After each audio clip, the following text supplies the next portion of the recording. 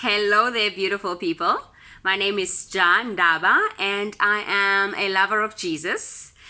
One thing I've learned about being a Christian over the years is that you cannot do it without encouragement. You need encouragement from your brothers and sisters in the Lord to keep going because, life can be tough and life can bring you all sorts of sour things that almost want to stop you from focusing on Jesus and how good he really is. And so this is a space where we will encourage each other to keep going, even when it's raining and you don't want to get up.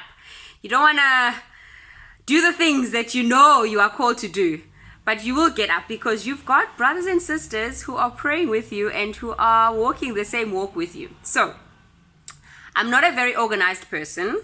Just going to put it out there before we do anything, but a little bit of order won't kill us. We'll do this encouragement business in two main ways. Firstly, we will share from the Bible, either just a verse or a passage or a story from the Bible, but we will also encourage each other through testimonies, our own stories. I believe that God still speaks. I know that sometimes we find it hard to hear what God is trying to say, but I feel like if we take a little bit of time to just tune in to wanting to hear what he says, usually we do hear. So for instance, let me tell you a little story about my trip to America. I'm joking, I've never been overseas. My trip to a second-hand store to buy shoes for my 5-year-old Pila. So we walk in and we see these gorgeous shoes. They're bright colored, so obviously we are gonna buy them. And they are very cheap because it is a second-hand shop. We get to the till, and to our surprise, these shoes have a thingy. When you press it inside the shoes just light up. So you've got these shoes that are just going bling, bling, bling, and the 5-year-old is just going crazy. And the cashier says, no, that's not it. If you press the little button under the shoe, there's little wheels that pop out. And so the shoes become like roller skatey thingamajigsies that you buy for like $100 million. But we got them for literally less than 100 Rand. And so God was in the business of surprising us that day. And I realized that actually, to add on to what I thought I knew about God, now I've got a new understanding of who he is. He's God of surprises. And so I started looking out for these surprises that he seems to want to shower us with.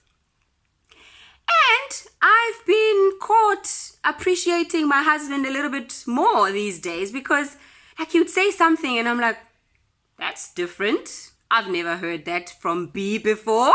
Like super kind and extra nice. Like, what is this? But that's because I had almost been awakened to be watching out for surprises in my own life because of what happened in the store. And so that's what I'm hoping that this space would do for you, that it would spark something about God, and then we would spend the week meditating on what we've learned about God, meditating on who this God is, and seeing a little bit more of what we've now been awakened to and see it working out in different aspects of our lives. So this week, may you be thoroughly surprised when God does things to your relationships.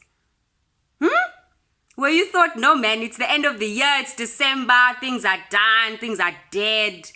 May you be thoroughly surprised when God restores these relationships that you thought are just dead and gone. When God restores your finances. Imagine when God surprises you and you thought there's just no way things are going to change, and he surprises you. And he surprises you with your health, and you thought the doctors had the final word on your health, and God surprises you. I pray that you would be surprised by God's goodness as you go through this week, and you would use this week to put out your flyers, to be sensitive to the God of surprises. Look out for these areas where God wants to speak in a new way. Let me tell you something. Nobody does surprises for somebody they don't love. You know, you all watch movies. People do surprise parties for the people they love. And so he surprises you because he loves you. May you be thoroughly, absolutely secure in the fact that he loves you. And therefore, he's going to surprise you. And I pray that it will give you eyes to see and ears to hear all the goodness that he has in store for you. Till next time, good people, be encouraged.